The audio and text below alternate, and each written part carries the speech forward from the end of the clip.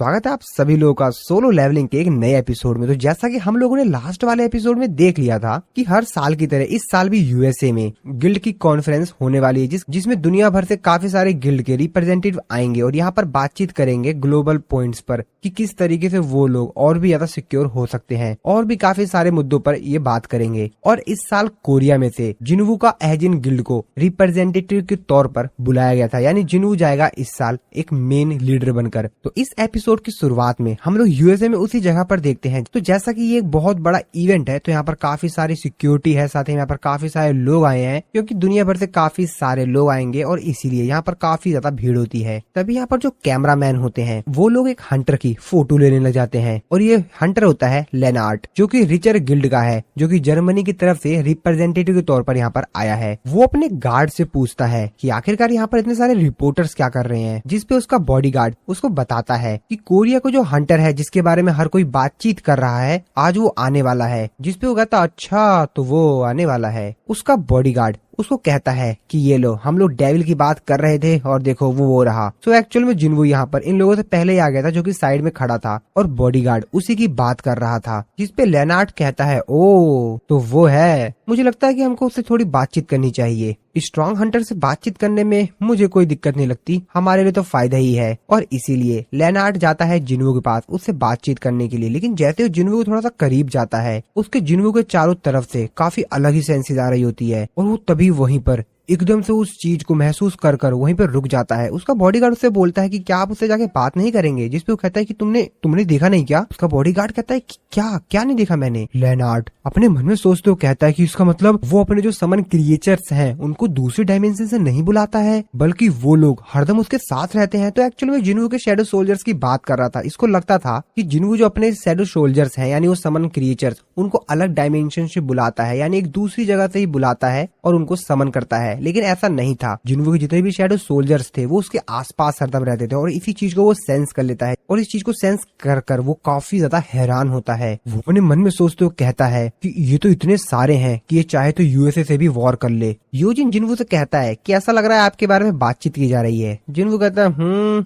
लग तो रहा है कुछ फॉरेनर मेरे को ही देख रहे हैं और शायद मेरे ही बारे में बात कर रहे हैं। यूजिन कहता है कि करना भी चाहिए, आपका नाम पूरी दुनिया में फैल चुका है, हर न्यूज चैनल पे देखा जाए तो सिर्फ आपकी ही फोटो है, आपका ही नाम चल रहा है, और ऑफ कोर्स इससे आपके काफी सारे फैंस भी बढ़ गए हैं। मेरे को लगता है कि शायद तो आपका ऑटोग्राफ लेना चाहते हैं। और तभी योजिन अपने साइड में खड़े मिस्टर वू को देखते हुए कहता है ओ मिस्टर वू, आप यहाँ पर क्या कर रहे हैं। मिस्टर वू बेचारे रोते हुए कहते हैं मैं यहाँ पर हंटर सांग जिन्वू का बॉडीगार्ड बनकर आया हूँ। ये बात सुनकर योजिन भी हंसने लग जाता है। योजिन उनका मजा लेते हुए फिर से कहता है कि क्या बारे में बात कर रहे थे आप, किस चीज के बारे में बात कर रहे थे। मिस चूल कहते हैं कि बॉडीगार्ड। यूजिन कहता है कि किसका बॉडीगार्ड। बेचारे मिस्टर वू च्यूल वो भी काफी ज्यादा नर्वस हो जाते हैं। तभी जिन्वू के सामने कुछ लोग आ रहे होते हैं। जिन्वू उनको देखते हुए कहता है कि शायद ये लोग यहाँ पर पेट्रोलिंग कर रहे हैं क्या। और तभी यहाँ पर मिस्टर व्हाइट आते हैं। वो जिन्वू से कहते हैं कि मिस्टर सांग जिन्वू, हम आप ही के आने का इंतजार कर रहे थे। जिन्वू मिस्टर व्हाइट से पूछता है क्या आप एशियन ब्रांच का जो ब्यूरो है उनके लिए काम नहीं करते मिस्टर व्हाइट। जिसपे मिस्टर व्हाइट उनसे कहते हैं हाँ बिल्कुल, मैं रिसेंटली वहीं पे था और अब मैं इस जगह पर आया हूँ, और अभी जिस मैटर में आप इन्वॉल्व है मिस्टर सांग जिन्वू, मैं उस मैटर का इंचार्ज हूँ। तभी मिस्टर व्हाइट के साथ जो उनका सिक्योरिटी वाला आया हुआ होता है वो वहाँ से यूजिन को ले जाने लगता है। लेकिन मिस्टर व्हाइट जिन्वू को बताते हैं कि आप चिंता मत कीजिए, आपके जो साथी हैं इनको होटल ले जाया जा रहा है, उनकी आप फिक्र छोड़ दीजिए। जिन्वू भी यूजिन से कहता है कि तुम मिस्टर वू च्यूल के साथ चले जाना। यूजिन भी कहता है कि हाँ ठीक है। जिसके बाद मिस्टर व्हाइट जिन्वू से कहते हैं कि मिस्टर सांग जिन्वू आप मेरे साथ चलिए, हमको आपसे कुछ बातचीत करनी है। जिन्वू अपने मन में सोच रहा होता है कि क्या ये मेरे फादर के बारे में बात करेंगे। मिस्टर व्हाइट जिन्वू को हंसते हुए कहते हैं कि अरे आप चिंता मत कीजिए, आपको कोई भी दिक्कत नहीं होगी। मैंने आपको ऑलरेडी ही बता दिया है कि यूएस हंटर ब्यूरो आपके बारे में क्या सोचता है, इतना चिंता मत कीजिए आप। और फिर वो जिन्वू को एक दूसरी जगह पे ले जाने लगते हैं। रास्ते में चलते समय जिन्वू उनसे बोलता है कि क्या ये कोई सीक्रेट मैटर है। जिसपे वो बताते हैं कि हाँ कुछ टॉपिक्स होते हैं जो कि टॉप सीक्रेट कैटेगरी में आते हैं, और ये टॉपिक उनमें से एक है। और फिर ये लोग कार में बैठकर कहीं जाने लग जाते हैं। जिन्वू उनसे बोलता है कि आखिरकार हम लोग कहाँ पर जा रहे हैं। जिसपे वो बताता है कि हम लोग हंटर ब्यूरो हेडक्वार्टर जा रहे हैं। जिन्वू कहता है कि the Hunter bureau. Mister white जिन्वू को बताते हैं कि अगर मैं आपको सच बताऊं तो हम लोग काफी ज्यादा इस समय अंडर प्रेशर में है, बहुत ज्यादा प्रेशर है हम लोगों के ऊपर। एक्चुअल में जैसा कि आपको पता ही है, जो हंटर क्रिस्टोफर है और वो यूनाइटेड स्टेट की स्ट्रेंथ का एक पिलर थे, और जैसा कि अब वो मर चुके हैं तो हमको उनकी खाली जगह को भी भरना है। चीजें अभी भी हमारे कंट्रोल में है, क्योंकि उनकी जो डेथ है अभी वो पब्लिक नहीं हुई है, और इसीलिए अभी तक हम लोग इस चीज पर कंट्रोल कर रखे हैं।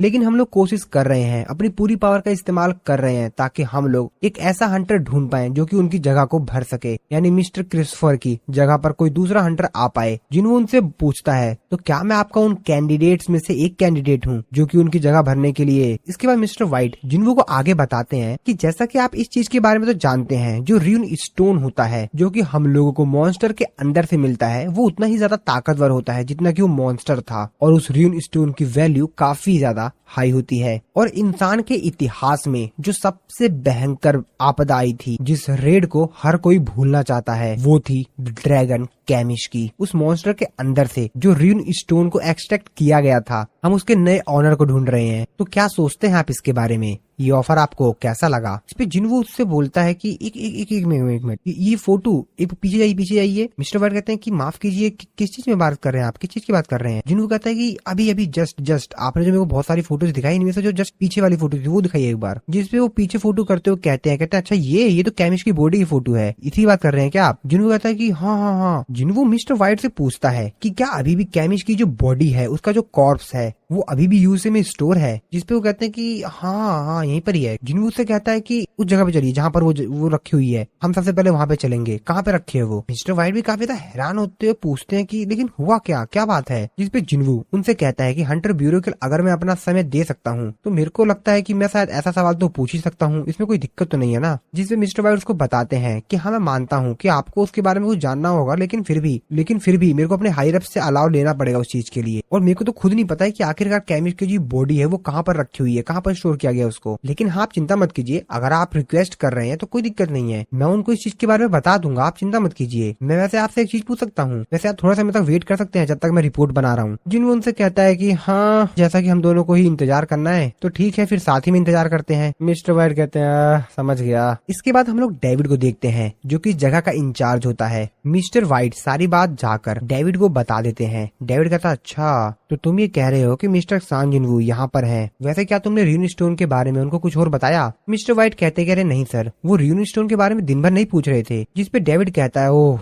चलो ठीक है। तो असल में वो सिर्फ उस कॉप्स को देखना चाहता है, मेरे को डिप्टी डायरेक्टर के साथ थोड़ी बातचीत करनी पड़ेगी पहले, तो क्या तुम थोड़ा बाहर जा सकते हो? मिस्टर व्हाइट भी कहते हैं हाँ ठीक है सर, और फिर वहाँ पे चले जाते हैं। इसके बाद डिप्टी डायरेक्टर और ये दोनों बातचीत करते हैं। वो डिप्टी डायरेक्टर से पूछते हैं क्या वैसे तुमको कोई आइडिया है कि आखिरकार वो कैमिश की बॉडी को क्यों देखना चाहता है? जिसपे वो कहता है कि मैं बता नहीं सकता क्यों, लेकिन मैं एक चीज जरूर जानता हूँ कि वो कोई टूरिस्ट नहीं है, कि जो स्किल की वैल्यू है वो अनइमेजिनेबल है। वैसे जो टॉप हंटर्स होते हैं वो काफी ज्यादा खुश होते हैं अपने काफी सारे पैसों को लगाकर र्यून स्टोन को परचेज करने में, और जो स्किल होती है वो हंटर की पावर होती है, और पावर जो होती है वो हंटर के सर्वाइवल के बराबर होती है। और अगर देखा जाए तो उसे सिर्फ कॉर्प्स ही देखना है, हो सकता है उसे इसमें कुछ और ही इंटरेस्ट हो। जिसपे डेविड उससे बोलता है वैसे उसने जिस मॉन्स्टर को अपने दम पर मारा था क्या उसकी एबिलिटी उतनी ही है? अब ये बात सुनते ही डिप्टी डायरेक्टर काफी ज्यादा हैरान हो जाता है। वो अपने मन में सोचते कहता है एक मिनट, और ये नहीं, ये तो मैं भूल ही गया। क्या होगा अगर वो उस मॉन्स्टर के कॉर्प्स से एक शैडो सोल्जर बना देगा उसको? लेकिन वो तो काफी ज्यादा समय पहले मर चुका है, क्या वो ऐसा कर पाएगा? हम लोग जिन्वो को देखते हैं जो कि बाहर बैठकर इंतजार कर रहा होता है, और उसके मन में तो कोई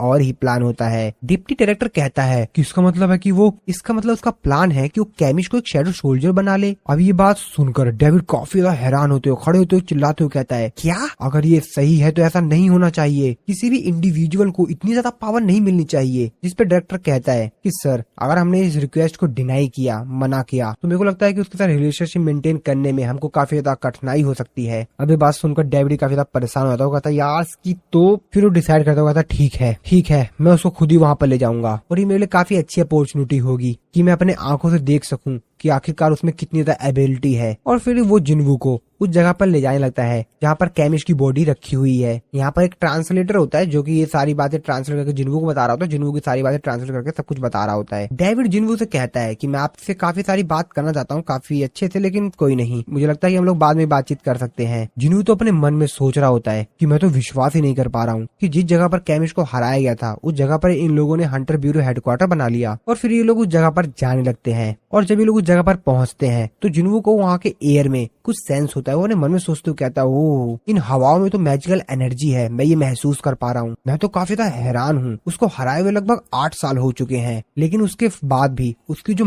एनर्जी है वो अभी भी यहाँ पर महसूस की जा सकती है। मैं तो काफी ज्यादा हैरान हूँ कि आखिरकार वो कितना ज्यादा पावरफुल होगा। जब वो एक बार मेरा शैडो सोल्जर बन जाएगा तो मजा आएगा। उसके बाद ये लोग उस रूम में एंटर कर जाते हैं जहाँ पर कैमिश की बॉडी रखी हुई है। वो बहुत बड़ी होती है। ये लोग तो बस छोटे से दिख रहे होते हैं उसकी बॉडी के सामने। वो लोग उस रूइन स्टोन के सामने पहुंच जाते हैं। डेविड कहता है कि ये अपने दम पर ही सैकड़ों इलाइट हंटर्स को मार सकता है। ये बहुत ज्यादा ताकतवर था। और फिर बाकी 5 बचे हुए जो नेशनल अथॉरिटी हंटर्स थे उसके द्वारा इसको हराया गया। और जब से ये मरा है इसकी बॉडी को काफी अच्छी तरीके से प्रिजर्व करके रखा गया है। और इस पूरी बिल्डिंग के अंदर जितनी भी इलेक्ट्रिसिटी प्रोवाइड करवाई जा रही है ये कैमिश का जो मैजिकल क्रिस्टल था उसके द्वारा दी जा रही है। वैसे अब आप सेटिस्फाई तो है ना हंटर सांग जिन्वू? इस पे जिन्वू से कहता है कि पीछे हट जाइए, जिस पे मिस्टर व्हाइट डेविड से कहते हैं कि सर वैसे आप इस चीज के बारे में श्योर तो है ना? जिस पे डेविड से कहता है कि हाँ ठीक है, मैंने इसको ऑलरेडी ही अलाउ कर दिया है। जिस पे जिन्वू भी अब आगे जाता है और अपनी पावर दिखाते हुए कहता है कि सिर्फ देखो आखिरकार क्या होने वाला है। और फिर जिन्वू बोलता है अराइज। और जैसे ही जिन्वू अराइज बोलता है, ये क्या दोस्तों, जिन्वू को सिस्टम उसको नोटिफिकेशन देके बताता है कि शैडो एक्सट्रैक्शन फेल्ड हो गई है, तुम्हारे पास सिर्फ 2 अटेम्प्ट बचे हुए हैं। अब इस चीज को देखकर तो जिन्वू काफी ज्यादा हैरान होता है। वो कहता है कि ये क्या हुआ? और जिन्वू के मुंह से सिर्फ एक ही चीज निकलती है, वर्दा। समझे ना? लेकिन जिन्वू हार कहाँ मानने वाला था यार, 2 चांस तो बचा हुआ है ना इसके पास। फिर से बोलता है वो राइज। लेकिन दोस्तों इस बार ये चीज काम कर जाती है और कैमिश की जो बॉडी होती है वो धीरे धीरे करके जिन्वू के शैडो सोल्जर में कन्वर्ट होने लगती है और कैमिश जाग जाता है। और जैसे ही कैमिश उठता है आसपास की जो चीजें होती हैं, जहाँ जहाँ उसकी बॉडी का हिस्सा टकराता है वो चीज डिस्ट्रॉय होने लग जाती है। यार इतना बड़ा मॉन्स्टर है, जहाँ पर टच करेगा उस जगह की तो वाट लगा के रख देगा ना ये। और जिन्वू कैमिश को अपने सामने अपने शैडो सोल्जर में कन्वर्ट हुआ देखकर थोड़ा सा खुश होता है। कैमिश जिन्वू से कहता है कि क्या तुम वही हो जिसने कि मेरे को समन किया है, king of death, shadow monarch? लेकिन इस सीन को देखकर डेविड, मिस्टर व्हाइट और बाकी लोग जो इस जगह पर आए हुए होते हैं उनके तो आंख खुले के खुले रह जाते हैं। वो तो काफी ज्यादा हैरान होते हैं, कहते हैं what the hell. Mister white कहते हैं कि ये क्या है? इधर कैमिश जिन्वू से कहता है कि इंसान इंसान इंसान जरूर मरेंगे, मैं सबको मार दूंगा। और जिस चीज के अंदर उसको पैक करके रखा गया होता है वो उस पूरी चीज को ही ब्रेक कर देता है। और डेविड अपनी आंखों के सामने ये सीन देखकर काफी ज्यादा हैरान होता है। उसकी पूरी आंख फटी की फटी रह जाती है। वो अपने मन में सोचते हुए कहता है, जिस गिलास से इसको लॉक किया गया, इसको टॉप रैंक के जो हंटर थे उनके मैजिक के द्वारा इनहेंस किया गया था, लेकिन कैमिश तो उस चीज को तोड़कर बाहर आता है और काफी ज्यादा तेजी चिल्लाता है। उसकी चिल्लाहट की आवाज इतनी ज्यादा तेज होती है कि चारों तरफ डर का माहौल हो जाता है। सभी लोग काफी ज्यादा हैरान होते हैं। यहाँ पर जितने भी लोग होते हैं जिन्वू को छोड़कर सभी लोग काफी ज्यादा डर जाते हैं। कैमिश फिर से चिल्लाता है, लेकिन जिन्वू से कहता है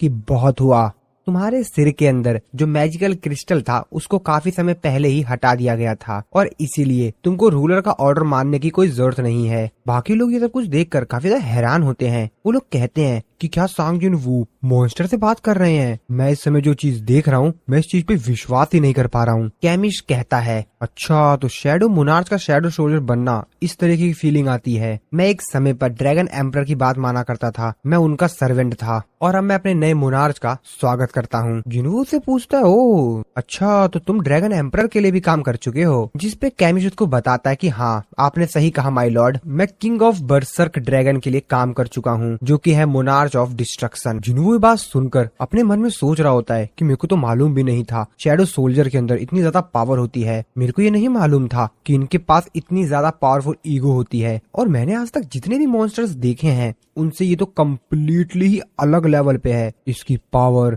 इसकी एनर्जी, इसकी फीलिंग वो तो नेक्स्ट लेवल है। और इसको देखकर मैं कह सकता हूँ कि इसके पास बहुत ही ज्यादा इनक्रेडिबल पावर है। अब ये सब कुछ देखकर, ये सब कुछ सुनकर बाकी सभी जो लोग होते हैं तो काफी ज्यादा हैरान होते हैं। उनको बेचारा का तो मुंह खुला खुला रहता है, उनके शरीर से बस पसीने आ रहे होते हैं। उनको तो कुछ समझ ही नहीं आ रहा होता। वो बेचारे पूरे कंफ्यूज से होते हैं कि यहाँ पर चल क्या रहा है, यहाँ पर हो क्या रहा है यार आखिरकार यहाँ पर। अब इन लोगों को क्या मालूम कि जिन्वू यार उससे क्या बातें कर रहा है। अभी इसलिए बेचारे काफी ज्यादा कंफ्यूज्ड हैं। जिन्वू अपने मन में सोच रहा होता है the king of dead shadow monarch और the king of giants monarch of the beginning. तो जरूर ये लोग उन 9 मोनार्च में से ही हैं जिनके बारे में मेरे को सिस्टम ने बताया था। कैमिस जिन्वू से कहता है बड़े अफसोस की बात है माई किंग, लेकिन मेरे को अब आपसे विदा लेना होगा, मुझे जाना होगा। जिनको कुछ समझ ही नहीं आता, वो कहता है क्या क्या मतलब? ऐसा लगता है कि हमारी मुलाकात बहुत देर से हुई है माई किंग। और धीरे धीरे कर कैमिस वहाँ से डिसअपेयर होता है। अब ये सब कुछ देख कर जिनको भी कुछ भी समझ नहीं आ रहा होता है, वो अपने मन में सोचता है यहाँ तक कि शैडो मोनार्च की पावर भी समय के साथ छेड़खानी नहीं कर सकती। और जिन्वू चिल्लाते हुए कहता है कि सिस्टम सिस्टम, लेकिन कैमिस धीरे धीरे करके वहाँ से डिसअपेयर होने लग जाता है। कैमिस जिन्वू से कहता है मैं प्रे करता हूँ कि आपके बाकी जितने भी बेहतरीन सोल्जर्स हैं वो अंत तक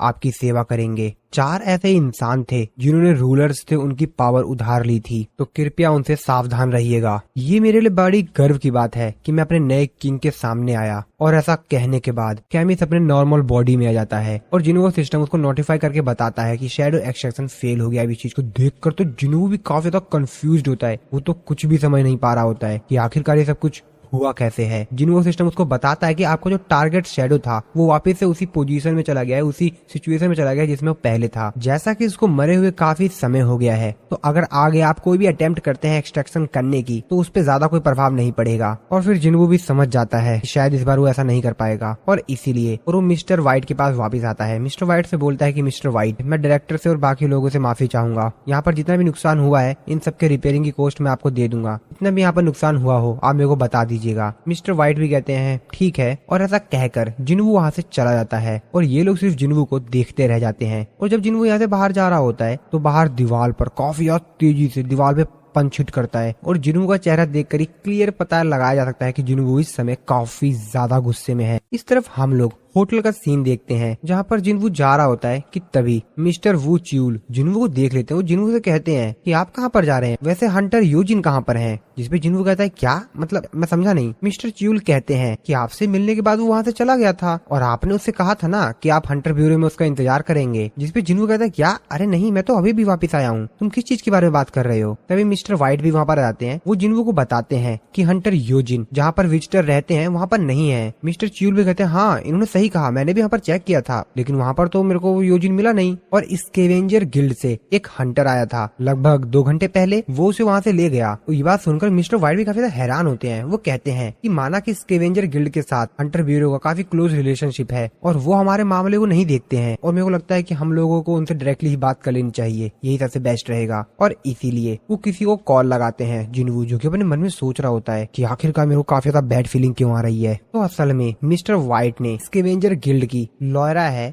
उसके पास कॉल लगाया था, जो कि थॉमस एंड्रे की असिस्टेंट भी है। जिस पर वो पूछती है कि क्या हुआ, क्या आप कह रहे हैं कि हमने एजिन गिल्ड के जो वाइस लीडर हैं उनको अपने साथ लेकर आए हैं? मिस्टर व्हाइट अपने मन में सोचते कहते हैं कि अब ये मत बोलना कि। और तभी लॉयरा उनसे पूछती है कि क्या हंटर सांग जुनवू इस चीज के बारे में जानते हैं? जिस पे वो बताता है कि नहीं, हंटर सांग जुनवू ने अभी तक ये न्यूज नहीं सुनी है। वैसे वो हंटर योजिन जो कि उनका साथी है उनके बारे में पूछ रहे थे जब वो ब्यूरो में थे वहाँ पर। तो जिस पे लॉयरा उनसे कहती है तब तो हमको इसके तह तक जाना होगा, कुछ तो गड़बड़ है। मिस्टर व्हाइट जिन्वू से कहते हैं कि हंटर सांग जिन्वू, स्कैवेंजर गिल्ड से मेरी बात हो गई है, वो इस मैटर पर इन्वेस्टिगेशन कर रहे हैं, वो हमको जल्द से जल्द बताएंगे क्या हुआ। लेकिन तभी वो देखते हैं कि जिन्वू तो वहाँ पर है ही नहीं। वो कहते हैं अब हंटर सांग जिन्वू कहाँ गए? इस तरफ हम लोग जिन्वू को देखते हैं जो कि वहाँ से निकल गया था, क्योंकि जिन्वू को पता है इन लोगों को काफी ज्यादा समय लग जाएगा और क्या पता यूजिन के साथ क्या हो जाए। और इसीलिए जिन्वू खुद ही निकल पड़ता है यूजिन को ढूंढने के लिए। अपने मन में सोचते हुए जिन्वू कहता है कि ये सब कुछ मेरी ही गलती है। चेयरमैन यो को बचाने के बाद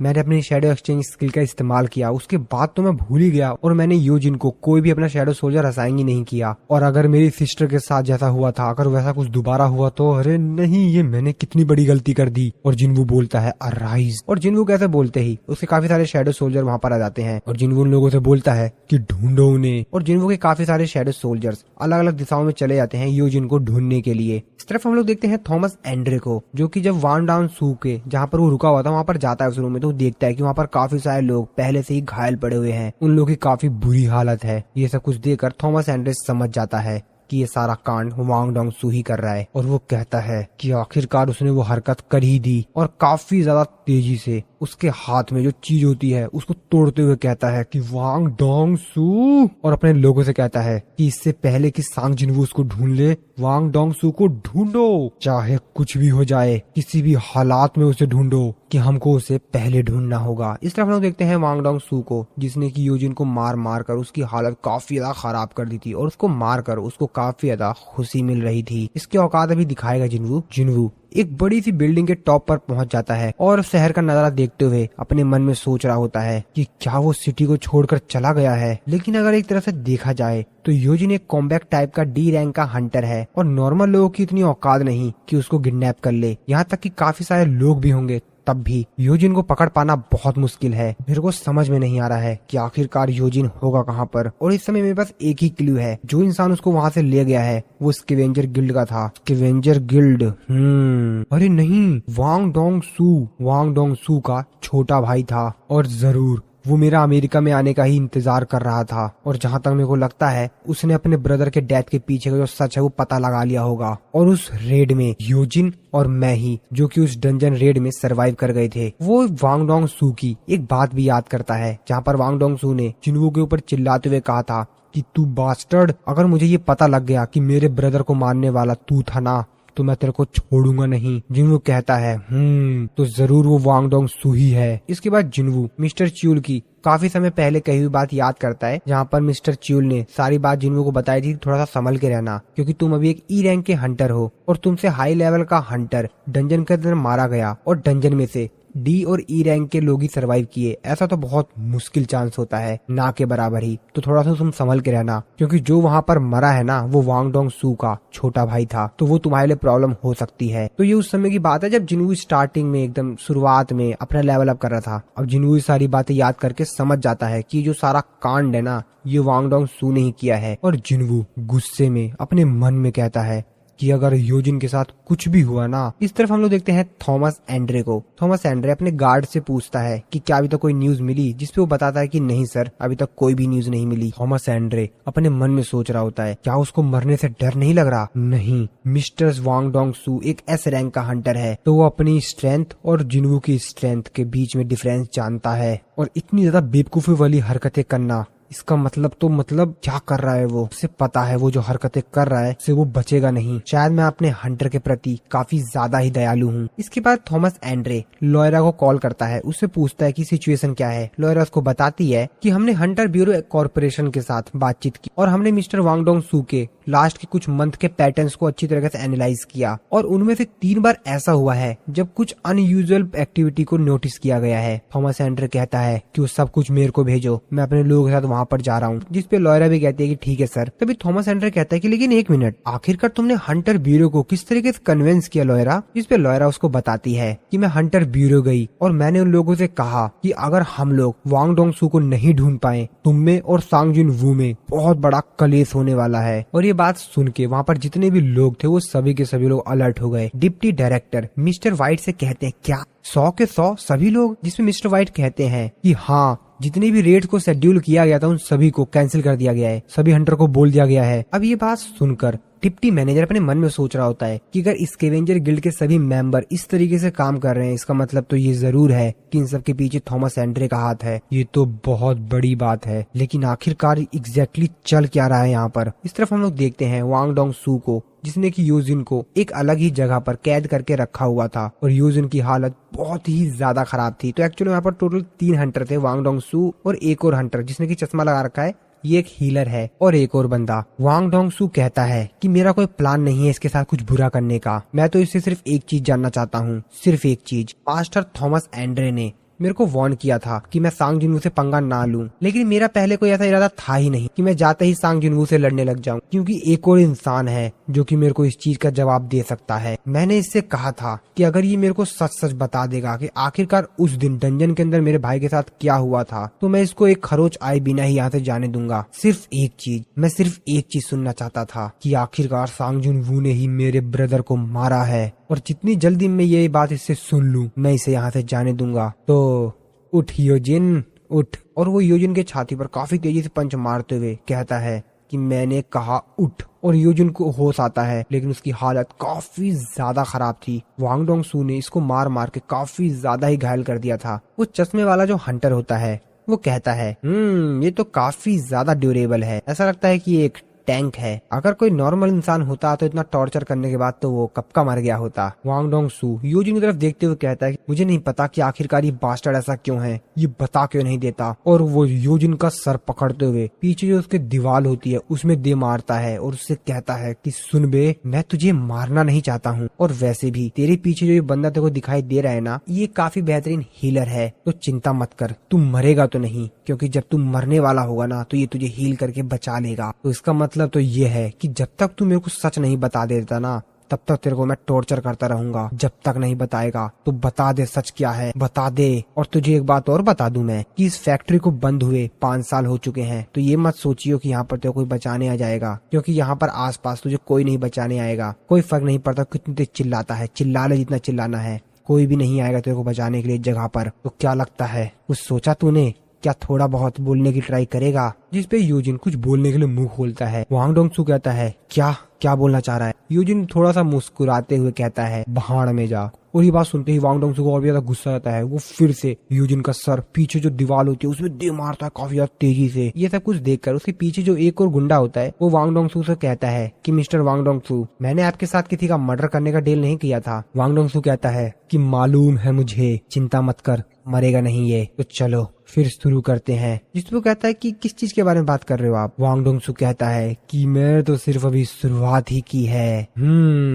लेकिन तभी वांग डोंग सू साइड में देखता है तो वहाँ पर जिन्नू का एक शैडो सोल्जर खड़े होकर इनको ही देख रहा होता है। वांग डोंग सू कहता है कि ये क्या है, क्या एक ऑर्क? और अपने जैकेट को उतारते हुए कहता है क्या आसपास कोई डंजन ब्रेक हुआ है या कुछ? और कितना ज्यादा बकवास है। और काफी ज्यादा तेजी से जाकर जिन्नू के शैडो सोल्जर के ऊपर अटैक करते हुए कहता है इस समय मेरे से पंगा लेने की कोशिश मत कर। और तभी हमको एक आवाज सुनाई देती है, एक्सचेंज। और फिर वो सीन वहीं पे कट हो जाता है। इसके बाद हम लोग देखते हैं जिन्वू के घर का सीन, जहाँ पर उसकी मॉम जिन्वू को ही याद कर रही होती है। वो अपनी बेटी जिन्हा से पूछती है कि आखिरकार जिन्वू क्या कर रहा होगा। जिन्वू का शैडो सोल्जर बेरू, जो कि पीछे ही होता है इनके, वो अपने मन में सोचते हुए कहता है कि ओह मेरे किंग की मदर की चिंता मत कीजिए, मेरे किंग सबसे बेहतरीन है, इस दुनिया में कोई भी नहीं है जो कि उनका सामना कर पाए। और तभी उनके सामने न्यूज में जिन्वू की ही फोटो आ रही होती है, जो कॉन्फ्रेंस ऑर्गेनाइज की गई होती है उसी के बारे में न्यूज चल रही होती है, जहाँ पर जिन्वू की भी फोटो आती है। अब इस चीज को देखकर जिन्वू की मॉम जिन्हा से कहते हैं कि जिन्हा वो देखो तुम्हारा ब्रदर। जिन्हा कहती है क्या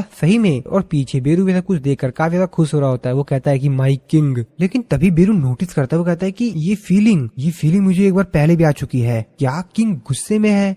इसके बाद हम दूसरी तरफ काफी सारे हंटर का एक ग्रुप देखते हैं जो कि किसी रेड पर जा रहे होते हैं। उनका लीडर उनको समझा रहा होता है कि काफी दिनों से डंजन के अंदर काफी सारे एक्सीडेंट्स हो रहे हैं, तो थोड़ा सा संभल के रहना और हम लोगों को ये रेड कंप्लीट करनी है बिना किसी दुर्घटना के। जिसपे सभी लोग कहते हैं कि हाँ सर। तभी उनमें से एक हंटर काफी ज्यादा तेजी से डरते हुए चिल्लाता है, जिसको देखकर उनको लीडर कहता है कि क्या हुआ? जिसपे वो कहता है कि सर शैडो आपके पीछे एक शैडो है, जस्ट वो देखिए। जिसपे वो उससे कहता है कि योंटे, मैं तुमको बोला है ना कितनी बार कि रेड पे चलते समय पी कर मत आया करो, तुमको मैंने मना किया है ना। जिसपे वो कहता है कि नहीं सर, आज तो मैंने बिल्कुल नहीं पिया सर, बिल्कुल भी थोड़ा सा भी नहीं पिया सर, मैं आपको सच कह रहा हूँ, देखिए आपके पीछे एक शैडो है। लेकिन वो लीडर बिल्कुल भी उसके ऊपर विश्वास नहीं करता है। उससे कहता है कि तुम जानते हो तुम्हें आज ब्रेक लेना चाहिए। जिसपे कहता है कि बॉस आई एम सीरियसली, मैं सही बता रहा हूँ। के बाद हम लोग देखते हैं थॉमस एंड्रे को, जो कि अपने लोगों के साथ कहीं पर जा रहा होता है। कि तभी वो अपने ड्राइवर से बोलता है कि गाड़ी रोको। जिसपे वो कहता है कि क्या सर? जिसपे उसको चिल्लाते हुए कहता है कि मैंने कहा गाड़ी रोको, डैम इट, ये पहले ही शुरू हो चुका है। और वो चलती कार का ही गेट तोड़ देता है और बाहर निकलता है। सभी लोग ये देखकर गाड़ी रोक देते हैं।